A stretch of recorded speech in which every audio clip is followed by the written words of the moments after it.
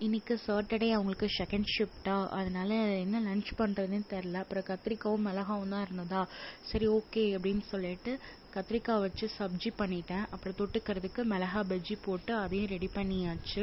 அப்புறம் அதை ரெடி பண்ணி முடிச்சதுக்கு அப்புறமா அவங்களுக்கு டிஃபன் பாக்ஸ்லேயும் பேக் பண்ணி வச்சுட்டு 2 பேருமே ஃப்ரெஷ் அப் ஆகிட்டு வந்துட்டு அப்புறம் கொஞ்சம் சாப்பிட்டோம். சாப்பிட்டு முடிச்சோன்னே பாப்பாவும் விளையாடிட்டே இருந்தாளா, சரினா அவளையும் குளிக்க வச்சுட்டு அவளுக்கும் சாப்பாடு விட்டுட்டு அவளையும் கொஞ்சம் நேரம் விளையாட விடலாம், விளையாடிட்டு அதுக்கப்புறமா தூங்க வைக்கலாம். ஏன்னா இவங்க ஷிஃப்ட் போயிட்டு வந்தாங்கன்னா நைட்டு 10:30 ஆகிடும். அதுக்கப்புறமா அவ கூட விளையாட டைம் ஸ்பெண்ட் பண்ண முடியாது. அவங்க வர்றதுக்குள்ளேயே இவ தூங்கிடுவா. அதனால மதியானமே அவ கூட கொஞ்ச நேரம் விளையாடிட்டு போகலான்னு சொல்லிட்டு அவ கூட கொஞ்ச நேரம் விளையாடிட்டு இருந்தாங்க. அவளும் ஒரே ஃபன்னாக விளையாடிட்டு இருந்தா. அதுக்கப்புறம் விளையாடி முடிச்சதுக்கப்புறமா அவங்களும் ஆஃபீஸ்க்கு டைம் ஆயிடுச்சு அப்படின்னு சொல்லிட்டு அப்புறம் ட்ரெஸ் சேஞ்ச் பண்ணிவிட்டு அப்புறம் அவங்களும் கிளம்பிட்டாங்க. இனிமேல் நைட்டு 10:30க்கு தான் வருவாங்க. வந்ததுக்கப்புறம் தூங்க வேண்டியதுதான்.